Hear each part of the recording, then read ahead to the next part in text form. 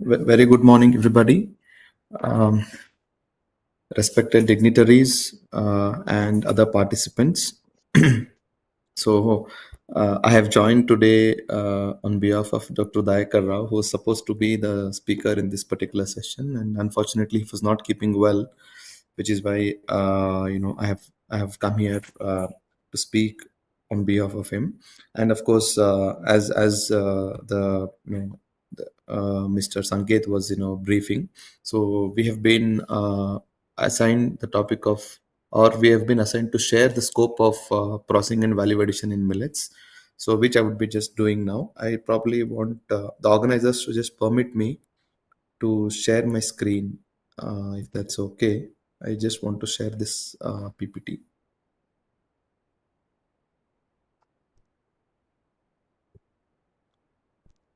1 minute.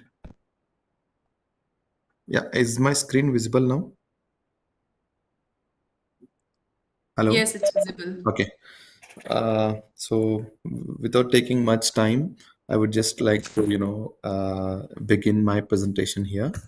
So, I think this particular context is very important as to why we have to be, speaking about millets, or even the webinars or the events have been organized for the promotion of millets. So, given the context of climate change as well as the food and the nutrition security, we have been, or rather we have been uh, making efforts to tackle these two bigger issues, and millets have come in handy as one of the important solutions. I would not say they are the panacea, but definitely they would largely contribute to in addressing these particular challenges when it comes to the rising temperatures as well as the nutritional or the malnutrition problem that the countries have been facing across the globe. So, just to give a brief about the nutrition, diets, and the health, I think we today 1 in 5 people can save their lives because they are suffering due to various challenges or ailments with regard to nutrition or the malnutrition. So, if we are able to address their diets or tackle the problem of nutrition, we'll be able to help these many individuals, right? So it could be tackling diabetes, it could be the stunting, it could be overweight, obesity, micronutrient deficiencies, or wasting in the children. So broadly, all of these are caused due to the poor quality of the diets. So if you're able to address that particular thing, we will be able to, at least be solve, if not completely eradicate, but definitely contribute significantly to this much of population across the globe. And since we are, dealing about the millets, how millets can be made useful.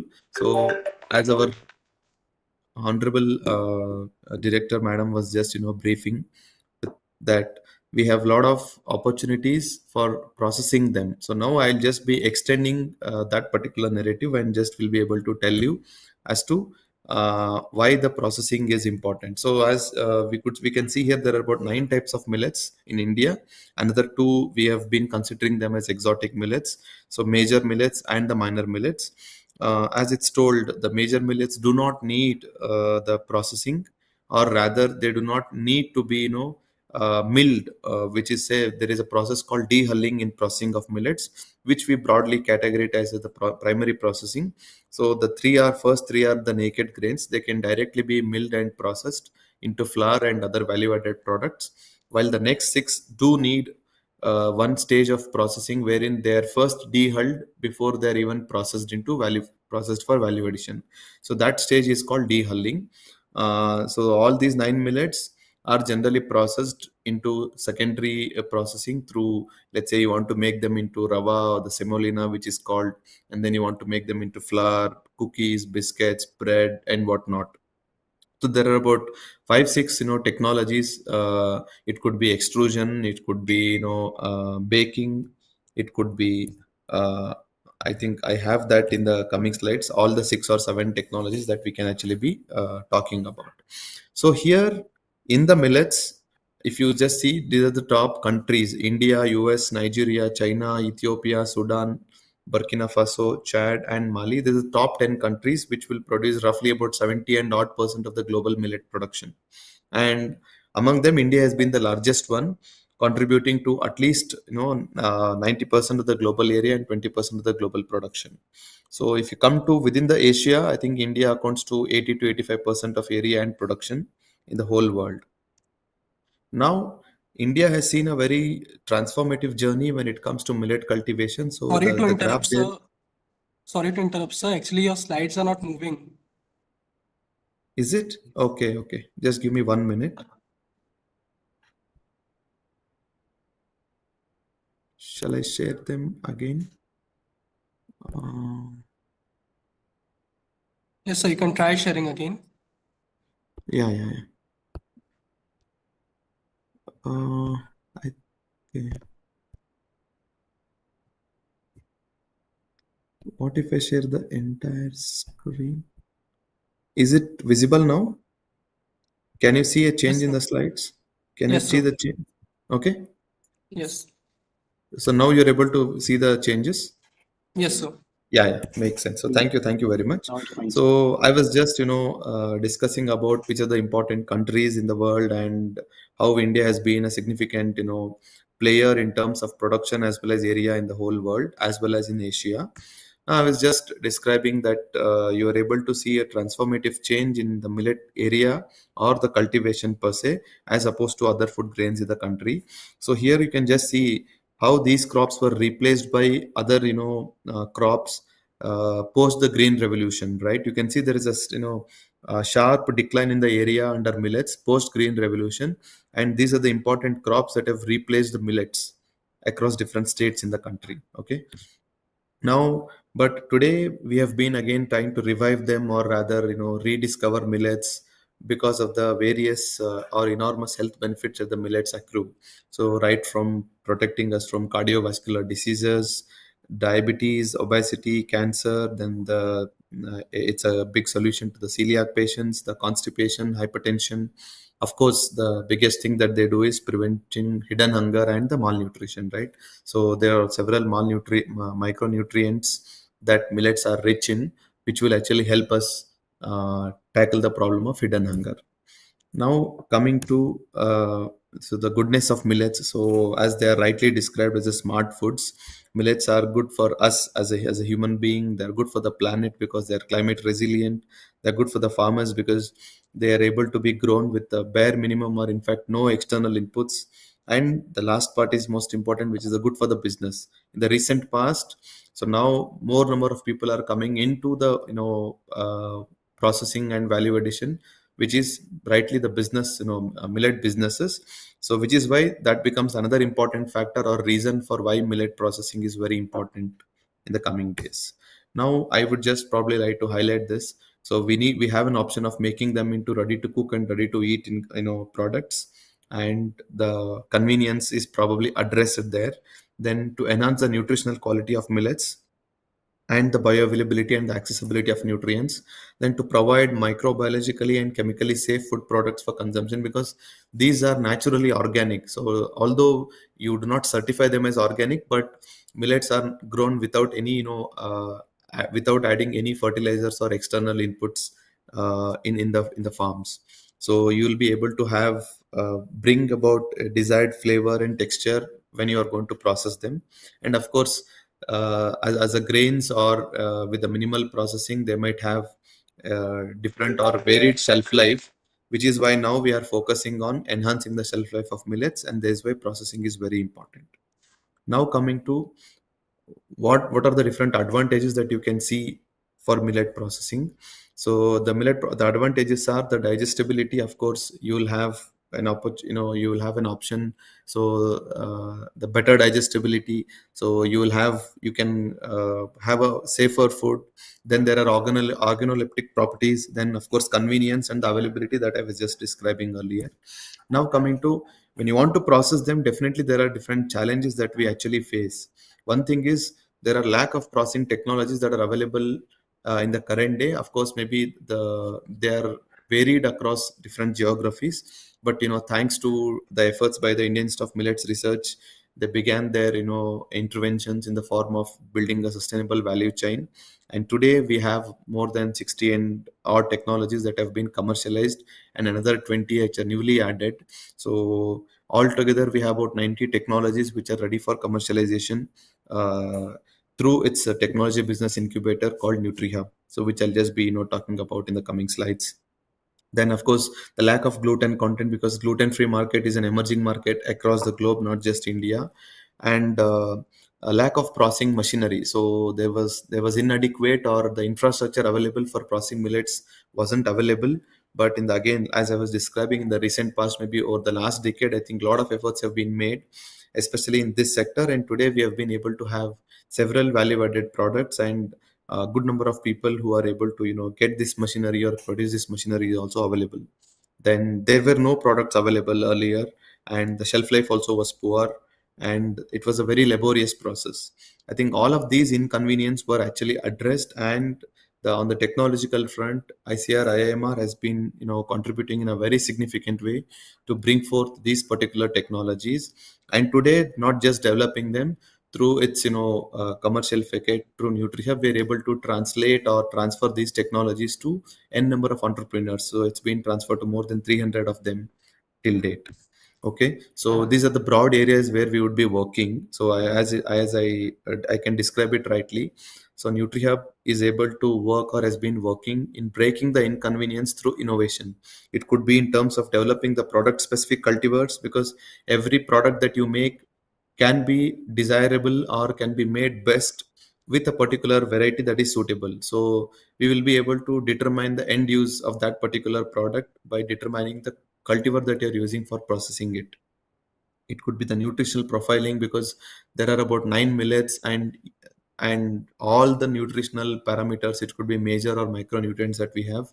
So there needs to be selectively addressed, so because each millet is rich in a particular nutrient. So through processing we will be able to tap or harness the potential of that particular nutrient, and use it for the for betterment of the value added products. Then, of course, absence of gluten has been one challenge. Though gluten free is actually the thing of demand, but lack of gluten actually hinders or slows down the process, or it creates a lot of difficulty in processing the millets.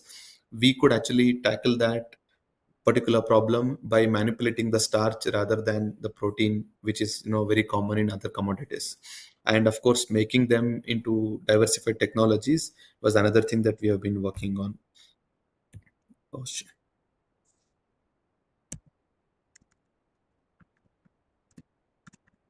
Okay, so I was just describing about the different technologies, the puffs, the flakes, the bakery products, the extrusion, cold extrusion, hot extrusion. Okay, then you have different, recipes that could be made out of them. Okay, uh, I'll just be uh, also describing you different new advances that we have been working in the recent past. Especially the new generation of entrepreneurs are focused on better prospects for the products that are traded globally. uh, so for all of this to happen, there was a systematic intervention done, which was reviving the millets demand in India through this particular value chain. As I was describing earlier, key a value chain model was developed. So this model was again popularized, and today we have been able to work with more than 13 states in the country by strengthening the value chain across these states, and holding the state millet missions to mainstream the millets across the state and the country in association with various departments. So this was the effort that we had done as an institute earlier. So we had probably collaborated. We had started to empower the farmers with a farm gate value addition, and there was one initiative of ITC called as e-Chaupal, so which actually enabled the buyback thing from the farmers, which later had to be tried and tested for clinical trials in association with National Institute of Nutrition.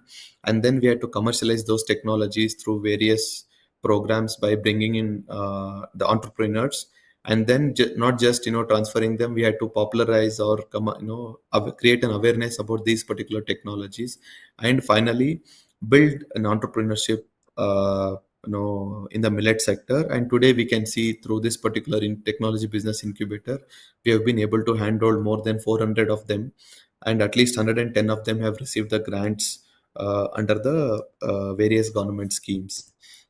So the whole journey could lead us to different lessons across the different stages of the value chain, across the production, the processing, consumption, and the policy.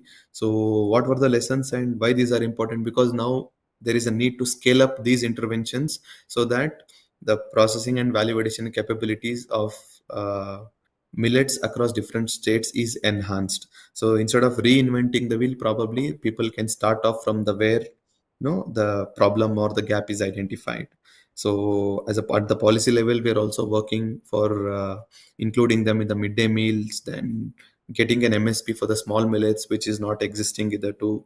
And then we are also trying to bring in market assistance through buyback options or connecting them to different captive markets. Okay, then we are trying to give them a financial assistance for setting up processing units by linking them to various schemes of the government of India and the state governments. Then we are also modeling certain FPOs where a farm gate value addition opportunity can be created for the farmers who are part of these FPOs, so that a holistic support is being provided to the millet sector right from cultivation till the consumption. All the stages of value chain we have been able to address or attend to.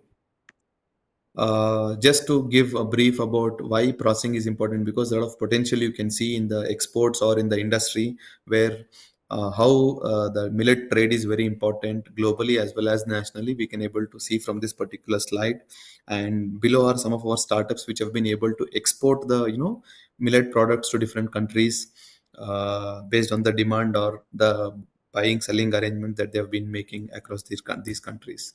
Then within India also you have all of these big players venturing into the millet sector, where each of them are catering to different segments. Could be breakfast cereals, could be cookies or beverages or flours or instant mixes. And this signifies why processing is important and why there has to be an intervention or a support for encouraging the processing and value addition in millets. Okay, so and you on the right you can also see the extent of the processing that is involved in these millets. Okay, a combination, whether it is all millets or it is bajra plus ragi, or it is only jowar plus bajra, jowar bajra and ragi and jowar, ragi alone and small millets alone, right? So this actually gives us an idea of what extent there is a possibility where we can actually venture into the processing of these millets. Now coming to how there is a scope in the future. So if you if you, take a product, you have a scope for both organic and inorganic products across the globe. And if you take across the different categories, you have the bakery products, infant foods, and the breakfast cereals and the beverages. Because apart from the staples that we already have been having, these categories will actually add on, because the convenience or the change in the lifestyle that the people are living in will need these kind of products to their day-to-day diets, which is why we can actually push the millets into these categories. Then the distribution channels that we can actually target is the neighborhood stores, the supermarkets, and the e-commerce. So e-commerce is one, again, the new emerging thing, where most people are used to this quick commerce as things like Blinkit or Zepto or Amazon, Flipkart, where people are now going to those platforms not just for their everyday essentials but also for food items. And when it comes to the captive markets, as I was talking about, it could be ICDS, it could be defense sector, it could be midday meals, or you can also support the startups, or you can incentivize the farmers like certain states are doing. Okay, maybe the state of Karnataka does incentivize the cultivation, the state of Chhattisgarh does it, Odisha does it. Maharashtra also has a scheme in place where they're incentivizing the farmers who grow millets uh, through some monetary assistance. Of course, support to startups has been there across different states, and at the central level also, a lot of support is being extended in the recent past, especially over the last decade, where we have exclusive schemes which are there to support the startups in this sector. Now, I was describing about the captive markets. IRCTC has been promoting millets. The Sports Authority of India has been promoting millets for the sports nutrition. Government departments, including AIMS, are willing to, bring in millets into their canteens and their hospitals. Then midday meals and ICDS, as they have been already started, or the journey has begun at least in these departments. Now, for all of this to happen, we needed an integrated support, where this whole idea of NutriHub had come into picture. So the last mile connectivity to all of this could be provided through a systematic or an established institution, which IIMR has successfully been able to deliver in the past 5 to 7 years. So this particular technology business incubator is just giving a new dimension to the entrepreneurship development in the millet sector. So, of course, this is the vision and the mission that we have. We take up the research and development, we provide incubation support, we provide seed funding, we provide backward integration, we provide capacity building, we help them in fundraising, we take up the promotional activities as well as the policy advocacy. Now, our bigger goal here is in the value addition sector, we have to be able to deliver the better output to the farmers and the processors, as madam was describing rightly, to increase the producer share in the consumer's rupee. So there is a value addition happening. The people within the channel are supported or realizing better incomes, while the farmers have to be empowered more, so that there is also a better share that they realize once the consumer premium price that is paid by the consumer. So we are yet to focus on developing the quality standards, especially the polishing. A lot of indiscriminate policy has been happening in the millets across different states. So we have been working with different stakeholders, including BIS, FSSAI, where certain standards are to be brought in, so that there is minimal loss of nutrition, as well as there is scientific way where people are polishing the millets. And then coming to better choice, so that our aim here is to bring as many products to the market as possible, so that the consumer has a wider choice for him to adopt or make a choice among the millets. Of course, innovating branding and labeling, because a better price is also to be realized by the farmers or the SHGs who are able to bring these products to the market. So millets have to be targeted or branded in a very systematic way, where the consumer is also benefited for the quality product, and the farmer is also benefited for the better price, and startup is also benefited for the better price there.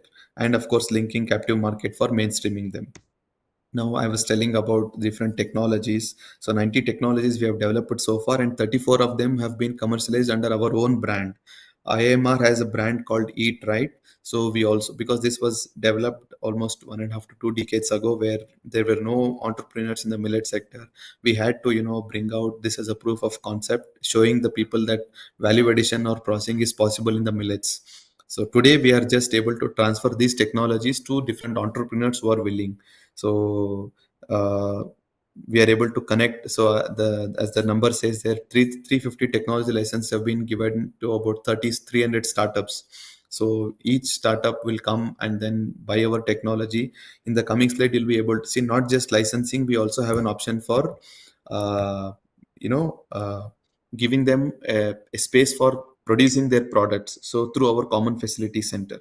Okay, so we also have the patents that have been, especially in the processing tech, in terms of flaking and all. The Nutri has its patents developed or obtained.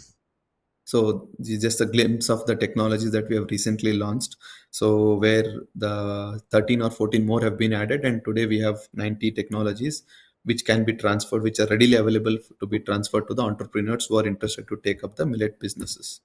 The advanced technologies that we're also working on in the recent past is focusing on expressed foods, where all of us are used to travel, especially the air travel allows you to experience these kind of foods, where instant express or instant cooking is just done on the go, where you can just add hot water to that and you're able to get a particular product or recipe of your choice.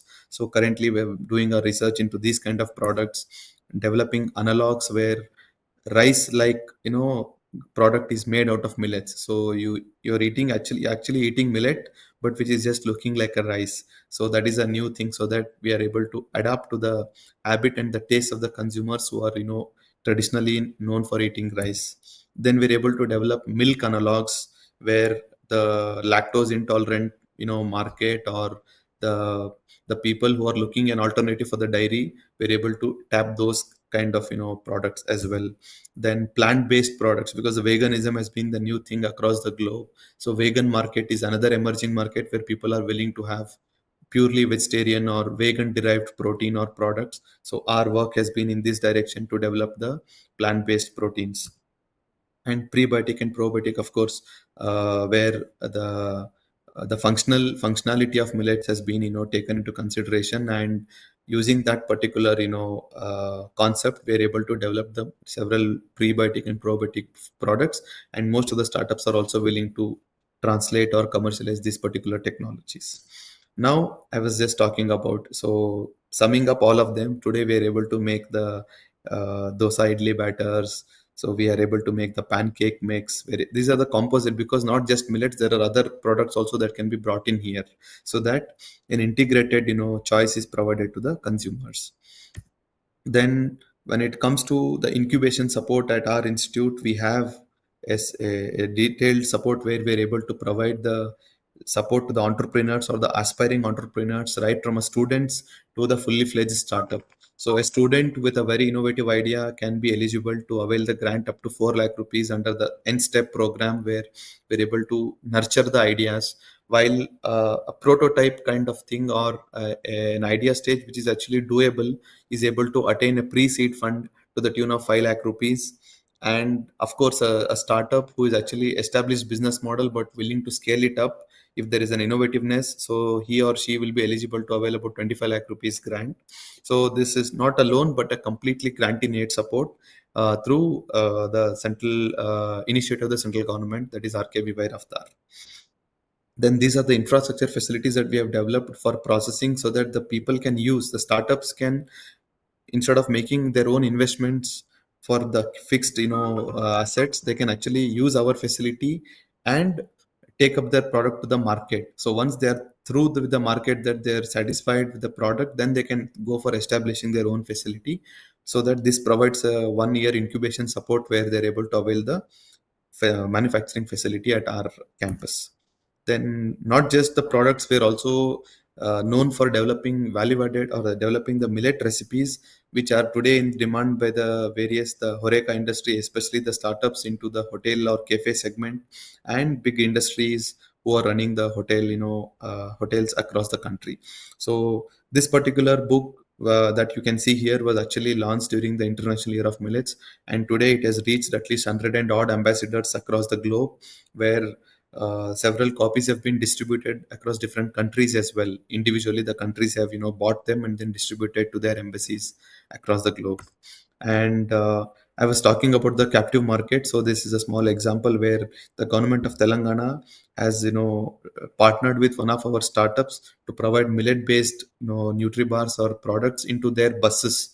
A premium bus which provides kit to the passengers will have the product of millets that is made by this particular startup. So that shows where we're able to integrate or connect our startups to the the captive markets. Not just there, we're also able to avail or bring out newer alternative methods where we're able to help them raise an investment. So through the HDFC Parivartan, we could support the startups to the tune of 35 lakh rupees. Maybe three put together, we could support the 35 lakh rupees to these three startups last year, where a social entrepreneurship model was being looked upon by the HDFC wing, the startup wing of the HDFC Bank, under their Parivartan, a CSR initiative. So we had done this collaborative exercise where we had to evaluate and then provide the grant in aid support to these particular startups. Then not just the startups, we're also working with the industry giants. It could be PepsiCo, it could be Tata Consumers, it could be ITC, Nestle, Britannia, Bueller Industries, where we're focusing on targeted joint research and development across the respective domains that the industry has. So our focus would be joint product development, product specific cultivars, then high protein lines, then going for inclusion of the proportion of millet, because how much of millet has to be included for it to be called as a millet based products. We're also working on the degree of polishing standards. On the right, you can just see several products that the industry has actually made. You have the millet bread by Britannia, Horlicks by HUL, millet masala by Nestle, and farm lights by super millets by ITC, of course Tata Soulful as well. And this is just one testimony where we have been able to work with the industry, and we launched a product with the Nestle. You can also see the logo of the industry, Institute of Millets Research and the NutriHub, on their food packet. So we had the opportunity to provide the knowledge partnership to Nestle into this particular product. Not just Nestle, we're also working with ITC. One of their CSR initiatives were actually executed in the state of Gujarat as well itself, where we had tied up with Mamta and ITC for launching of this particular initiative last year. So ITC and Nestle have been important industry partners that we have been ongoing partnership with. So these are different stakeholders that we generally work, and different awards that the institute has received so far. Coming to the brief impact that we have been able to create, so about 80% of the brands that we have been supporting are operational in the country, and they have created more than 6,000 jobs directly and indirectly by these startups. And about 100 and odd crores of private equity has been mobilized by these startups. And total put together, about 500 plus crores of revenue generation has been made by the startups that have been supported by the Nutri Hub.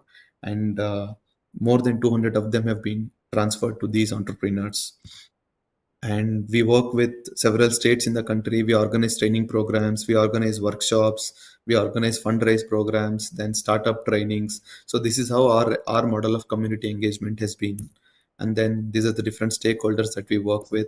And why our institution, the Nutri Hub, is actually called as a home to Sri Anna startups is because today all the startups that the whole country has seen during the international year of millets, which were actually being hailed by the government of India, including honorable prime minister, all of those reports have been supported and handholded by the Nutri Hub in the recent past.